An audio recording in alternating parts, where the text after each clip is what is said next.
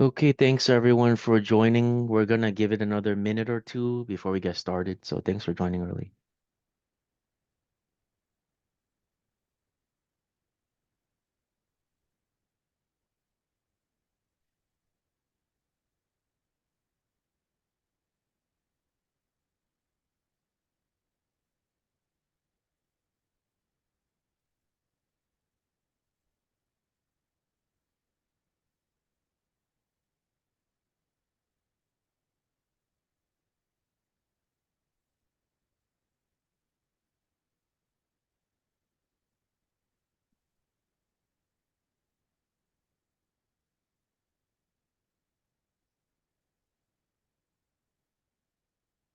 Okay, thanks everyone for joining this week's webinar for Market Surge. We're gonna be covering good trade, bad trade. So we're gonna talk about some good trades and bad trades. Here's a quick disclaimer for you to take a look at. Everything we'll be going over today, including our trades, they're just for educational purposes only, not for financial advice. None of us are licensed here. So I'll give you a couple seconds to read that. Thank you.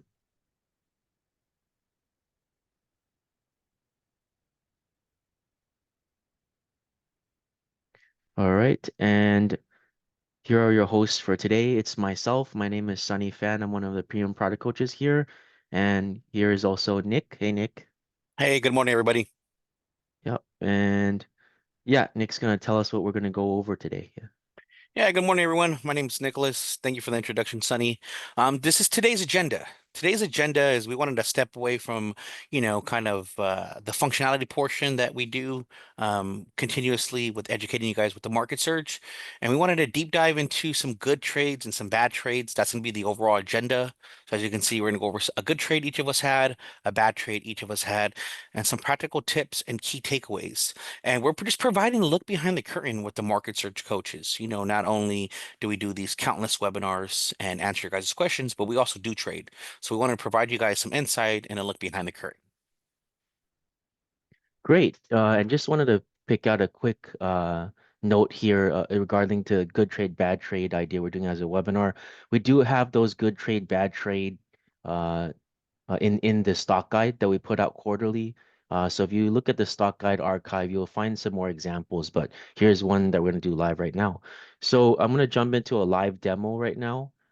Let's bring up the charts here. So yeah, Nick, what's one of the good trades you've had recently? Bring us through one. What stock did you get into? Yeah, a good trade that I had kind of thus far, it's gonna be a very early entry on, but I kind of still hold it till this day. It's gonna Mhm. be Palantir, ticker Palantir, okay. symbol PLTR. Great. And where did you get in on this on the stock chart for Palantir? Let us know what day and what price you got in at. Yeah. So the date exactly that I kind of purchased this overall or had an entry was on February 17th, and around about $9.50. Now that was just due to the fact that it came on my radar overall, due to a series of news and press releases. And Hmm. late December of 2022 and then January of 2023, that's when I definitely started really, really tracking this stock. And it definitely gained my interest. Wow, that was very early on before all of the move upward since then. So that's great. What was some of your rationale of jumping into that stock at the time? Because we see there was a lot of downward action before it got there. Yeah, great question. With earnings being reported in early February, I believe, around February 13th or 14th, if I remember correctly, the company kind of reported its first ever profitable quarter. And at least to me, this demonstrated, Palantir's ability to generate profit after over 2 decades of operating. Wow. Yeah, I could see that here directly on the chart where you see I'm mousing over it. Um, that's great. Was there any other reasoning to get in at that time or anything else that gave you more conviction to jump in at the time? For that, no, this was something that's kind of very early. Hmm. I definitely kind of focused on more of the news more than anything. Just like anything else, news kind of drives things early on. And with this, me being kind of in the early stages, especially when they got uplifted very early on, they had a huge run Hmm. twice, and then they just kind of pulled back. Hmm. So this was just my time to kind of act, and it was kind of drawing a deep kind of pattern there. So I got in a Hmm. little early. Yeah, I see that you got off of the. It looks like it was almost from just a cup, but then it ended up being a cup and handle. So yeah, it looks like and that was a high point from the pullback. Okay, and I noticed here there's a green flag. If you want to maybe like let the audience know what that's for and if that gave you any conviction to kind of hold on to it at the time. Yeah, absolutely. And that green flag just kind of drove and kind of nailed down at least my conviction. Shortly after that 48 to 50% kind of surge, they reported earnings. And shortly after that, they actually announced a multi-year partnership with Panasonic Energy, if I recall correctly.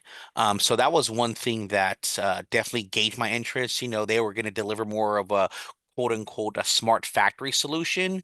So that was like one of the three new deals announced by them within that week. So that actually just kind of gave them or signaled, at least to me, strong business momentum. That's great. Yeah, and what Nick's referring to as far as the sharp move up is here we on market search, not only do we give you the patterns, we also indicate to you if there's been a power from pivot, which is this green flag here. Traditionally, you consider holding the stock rather than taking profits off the table at the traditional 20 to 25% profit zone that O'Neill mentions.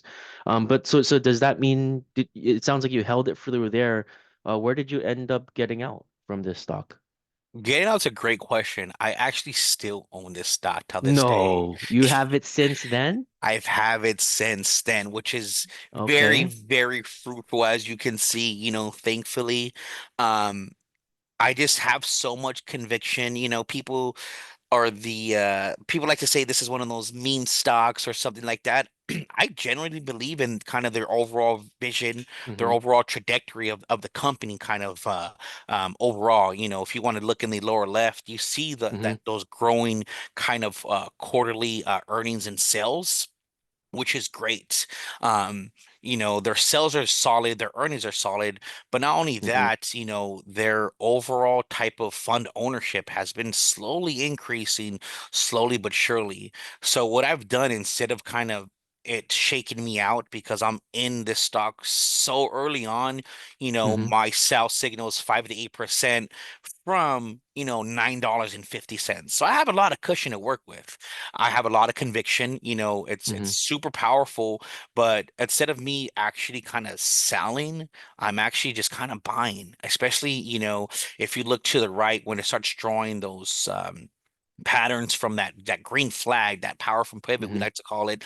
Every time it kind of breaks below its 50-day or touches it, I definitely am buying up more and more as much as I can because I definitely have a lot of conviction in Palantir. Mm-hmm. That's awesome. And yeah, I can see what Nick's talking about here, you guys, where it's kind of tracking that red line, the 50-day moving average. As it finds support on that, that can also be a potential spot to add to your core position as well. Well, with that said, Nick, just to wrap up on this position that you have, what would cause you to want to sell it? I mean, you clearly held on to it so long now, and it's been a very rewarding hold. What would cause you to consider getting out, I suppose? Yeah. You know what? That's a great question. To be able to kind of stomach everything that just happened recently, if you look in the upper right, you'll see that it kind of Mm-hmm. pulled back. If it kind of pulls below that 200-day moving average, kind of trading Mm-hmm. within that round there, that will be somewhere around like the 90 to between 90 and $70 kind of mark. Then I'd Mm-hmm. probably let my foot off the gas a little bit. But if not, I can definitely see myself kind of adding more to my position, especially with this kind of overall growth. That's what scares me. It's Mm-hmm. growing so fast. It's just an upward trajectory, but the overall vision of the company is something that kind of near and dear to me, and I kind of quote unquote, believe in what they're doing. Obviously we don't know what's going to happen. I do play a lot of earnings as well, so Mm-hmm. I can just see it going up from here unless something dramatic happens within the overall market. But as of now, I don't see myself selling anytime soon. Okay. All right. Well, thanks for that. Thanks for sharing that trade with us. Yeah. No, absolutely. I appreciate that. And now let's to pivot, let's get off of my good trade, and if you can go ahead and just kind of take us through a good trade you had this year or thus far. Yeah, sure. Let me pull up a chart that I've done. So I'm sure a lot of y'all have heard of HIMS. It's been in the media lately.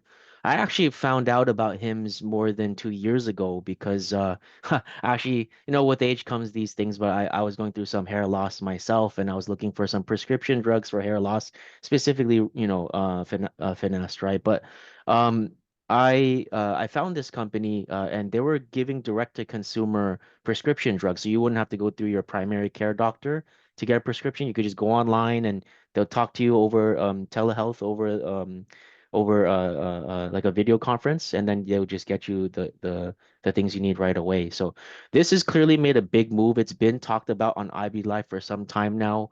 And I got in on January 31st of this year. So if we go to the daily chart, I actually have it marked up for you conveniently. And yeah, I got in here at the $35.87 mark off of this breakout.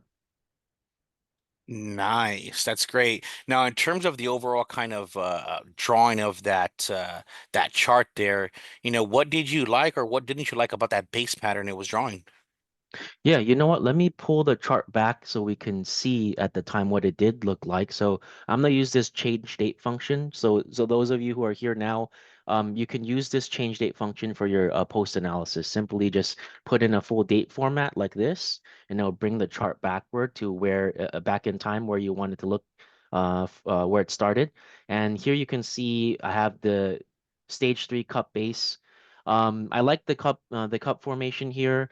I would say the thing that I was a little wary about was that it's not necessarily an early stage base, right? O'Neill mentions in his book he only invested in early stage bases, particularly stage one or stage two bases. Those of you who don't know about base stage counting, I recommend going under resources webinars. You'll find one about that. But here we have a stage three base, kind of on the fence, not quite a later stage base. So I was still okay with it. You can see from the prior bases at that point the behavior of these bases that they broke out and they reached, nice gains, even farther than the traditional 20-25% mark. So had that confidence going into this space. You also see here I have a nice RS line blue dot, which tells us that the stock at the time was a potential leader in the market, right? It was outperforming the S&P at the 52-week high. So I did like that at the time. And then on the breakout itself, you can see this massive spike up here, along with a 40% above 50-day moving average of volume you could see in that box to the left of my mouse cursor. So we have support from volume. We have indicators giving us confidence to get into the trade. So that's why I got in. Um, Let me walk you through what happened from there and where I decided to get out because y'all saw I spoiled the fun by showing I got out from the other chart. So let me push forward the chart here. And I'm just gonna walk you through how I managed it, right? And not to cut Um, you off, Sonny, yeah, I no, go don't ahead. mean to Yeah. interrupt you here, but so Mm-hmm. as of now, you're currently out of the trade, correct? Yes, I did Okay. get out of the trade, and I was able to get a nice gain from it. So let me walk you through what that looked like. So, and this is part of our post analysis process. It helps us basically be better at trade management, right? So, let's move forward here. We have a couple up days, and within a span of 3 days, we reached the profit zone, right, which is about the traditional 20 to 25%. I wasn't keen on getting out there yet because you can see the behavior from these previous bases. It clearly, had some strong runs past the traditional profit rule. So I went past that. Again, you see here it clearly met the mark, hit 27%. Power from pivot. Here's our first down day. Not too worry about that. We have our power from pivot flag, which tells us to consider holding past, the profit zone. So I'm gonna let that ride a bit. And then we reach some more power from pivot flags here. Okay, another down day. Again, nothing too crazy where it's piercing through any moving averages, right? Still above all of our 10, 21, and 50-day moving averages. So I just kept letting it ride. Here we get a massive spike. Now at this point, right? I'm a little concerned because this is like a very fast, sharp move. You don't see that as much from the previous spaces. Here, I'm gonna start to wonder, is there a spot where I might want to make my exit, or is this something that's just a beginning of a run? So we just monitor it day by day, right? I mean, I understand there's an 8 week hold rule where you want to potentially hold it for 8 weeks, but we're still monitoring to see what might happen, and it's not a perfect science, right? So here we continue on. Here we get another spike, and there's an actually now an ant indicator. You see a little black tick mark. Let me move it forward another day or two. Yeah, so this is these black dots you see above the price bars. That's the new ants indicator that we put on last year, where it's showing institutional accumulation, which I'll go over more in a second. But still wasn't convicted to get out here either. It was still within range of the past couple of days. Now I'm getting really worried, okay, on this spot. Right here, we're at 108% above the breakout, right? And I'm starting to wonder if there's some topping action here. You see that there's some the ants showing up multiple times on these spike ups. Now the ants are not necessarily a buy or sell indicator. People ask us that all the time. It's strictly to show if there's institutional sponsorship. But you have to understand that it's tracking on a 15-day trailing 15-day period. If there was an increase of 20% in volume and price, ideally I would have been less worried if it was something like this, right? And then there was some ants, but we're just seeing such a strong spike here that I was starting to get a little concerned. So you see here as well, we finally get another down day with a wide range from where it spiked up at top. So a lot of volatility here.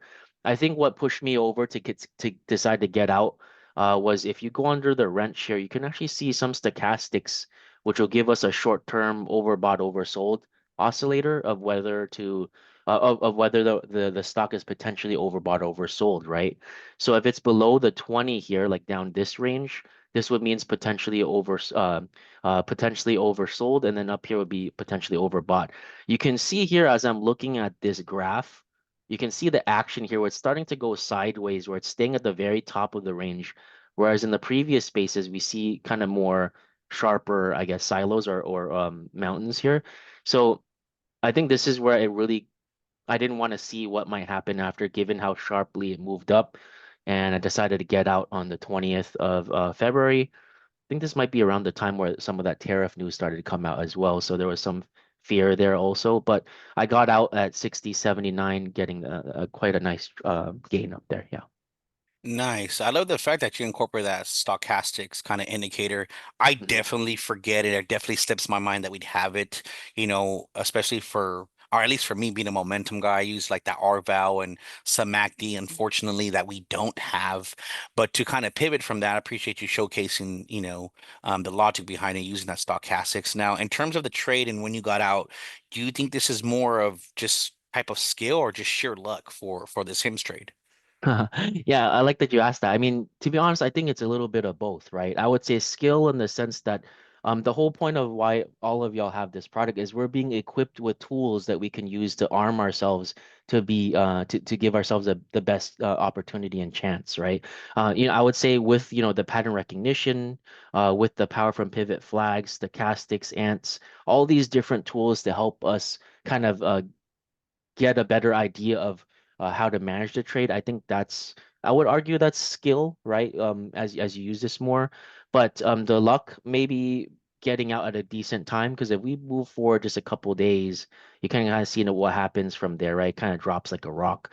Now, I think some of that might have coincided with some news about tariffs and whatnot, but regardless. I think it's always going to be some mix of skill and luck, right? No one has a crystal ball here, but we can only do the best we can with the information that we're armed with. So yeah. Great trade. Appreciate that, Sonny. Okay, so let's get off of our high horses and stop talking about just good trades. What about some bad trades? Nick, what's a bad trade that you've done? Yeah, bad trade that I've done kind of early this year is Shopify, kind of Shopify, okay. yeah, definitely mishandled this one more than I like, kind of for lack of better words, kind of shot myself in the foot with this one. So for Shopify, I did buy this stock around March 17th, around that 96.15 kind of mark. And I bought on the March 17th, and that was just kind of due to the overall fact that Shopify was approaching its 10-day moving average, and it closed right underneath its 10-day moving average. So kind of gauging more support. It kind of closed within a percent below. I believe it was like 0.9%, if I'm not mistaken. But one thing that I should have paid attention to was that volume there. The volume was compared to its 50-day kind of average volume, it was a little dry, negative 37% below its 50-day average volume. But, I wanted some action. I wanted to get in the market, call it greed maybe. And then I ended up buying this stock while it was drawing that coupled handle base as well. Okay, yeah, I see you bought within the base, so thanks for giving the added context. And it's that's not the only time I've seen that. I mean, people ideally you would want to get a buy off of a base pattern or a breakout, but people find alternative buy points as well. What where did you get out? Did you get out of this stock, and where did you get out? So how take us through that? Yeah. Yeah, I did end up selling the stock. I kind of exited around, I want to say around 417, I believe was the date. If I look at my Yeah, it looks yep. Mhm. Yeah, if I look at my I have a P&L, my P&L sheet here. But yeah, I did exit around $82.10. I just couldn't build enough conviction, man. I try to hold it even between when I had bought it and within those 5 to 6 days, it kind of jumped up huge, but then I had a Mhm. sharp decline, and I should have just handled it differently. I thought coming having some good trades kind of, year to date here. Definitely could have managed this a little better in terms of being based off emotions, but I did get a little bit greedy and I held on too long. I didn't have my risk management in play. I kind of just said, you know what, let's see what happens. Let's let this ride, especially kind of with Shopify. And I ended up exiting with a loss of 82.10. Ouch. Yeah. I mean, hey, that's how we get better is just kind of doing this post analysis and reviewing good and bad trades. I noticed again, just going back to getting into the middle of the base here. Was there, I know we don't archive our data on the left side, but was there numbers that kind of gave you an idea to get in at that time versus a setup, I guess? Yeah, absolutely. They just had strong growing institutional growth, which Mm-hmm. is one thing that I paid attention to, and the earnings per share percent change quarter over quarter or year over year, Mm-hmm. excuse me, and the sales were Yeah. were actually very solid. So, with them in the type of business they're in, was this more of the stock of being affected that it's being behaving poorly, or was it the overall market itself? Mm-hmm. Great. Yeah. Thanks for sharing with us. Absolutely here now. In terms of my bad trade, that's kind of what I had, and just to kind of provide a little bit of context of what I could have done a little bit better or differently. I don't know if I could have, just especially with the overall kind of U.S. trade policy changing. Despite the strong revenue growth with Shop, they have downward pressure, and that was just due to a combination of tariff concerns and profitability issues. And then today they have a modest recovery from the early declines, but I definitely could have handled this, being less emotional and putting my risk in. But Mm-hmm. that's enough about my bad trades, Sonny. Let's go ahead and jump into one about you. Do you have any bad trades for us, bud? I definitely have some bad rates. Let me pull up one as an example. So let's go to Vertiv Holdings. So yeah, Vertiv Holdings. Known about this for a while. And again, I like to find stocks off of IBD Live. So if you don't have that, check that out. They go over the stocks that they're watching Monday through Friday on a list that's built into the platform. But yeah, I heard about Vertiv Holdings before it really made a move, and I got in at 150, 112. I think it was on the daily chart. Let me shift over here. Yeah, I got in at 150, 112 earlier this year as well. Let's go back to what it looked like before so you can get a better idea of what I was seeing at the time. So yeah, here again, I like I said, everyone has their own style of investing, but I like to follow the pattern rec and get off of the breakout. So here, you can see I got out, or sorry, I got in at 150, 112 off of a breakout that actually gapped up in price from the day before when it broke out. And this is actually a stage two base, so we're in an early stage base, which is great. Yeah. Sweet. Now, in terms of overall rationale, what rationale did you have for jumping into this trade, excuse me? Yeah, good question. Well, I think the first thing to note is, it's clearly, I'm sure all of you know, the past year or two, a lot of the market landscape has changed towards the AI tech space. Subvertive Holdings provides digital infrastructure for the AI tech space and AI tech companies. So with that said, I had confidence going into that, and then also the fact that it showed up on a lot of our reports. So here's another key feature that maybe some of y'all are either not using or underutilizing. If you open up this right side panel, related information, you can actually create a custom tab that will let you see a reverse lookup, which is nice because it's in chronological order. So it actually shows you when's the last time this stock has shown up on previous reports or reports that are built into our platform, right? So you see here, I got in on January 22nd. So at that time, if we look at the timeline here, it was on our near pivot and breaking out today report, which requires it to be in the Growth 250. So I know it was vetted by our Growth 250 report. And also, it was on the RS Line Blue Dot report, and they also talked about it on IBD Live, as you can see here, about a week before I got in. So I love that it was on a lot of our prominent reports that clearly indicate that it was a potential leader at the time. So decided to take the gamble, jump in at that point, and yeah, that was my rationale to get in. Yeah. Nice. Now let's go back to kind of like the psychology of as to what you could have done better or done differently with this trade. Yeah, definitely. So let's take it forward and see what happened so I can kind of go over what I could have done better. So here, we get some sideways action where it's just sitting in the pivot. Here's the first down day, right? But still sitting in the pivot, nothing to really do there. Then we get a massive spike down. You see here, it's almost like a flash crash, gaps down even below all the moving averages, right? And then it actually opened below all that stuff and way below where I would say the stop loss would have been, which is about 7% below the pivot. And I think this is one of those things where, it's not perfect. You're not going to be able to, manage it perfectly every time. But no one could have guessed what happened from here to here. Now, just to give you all a flashback of what happened on that day, which I believe was let me see, that was on was it February 14th? Let's see here.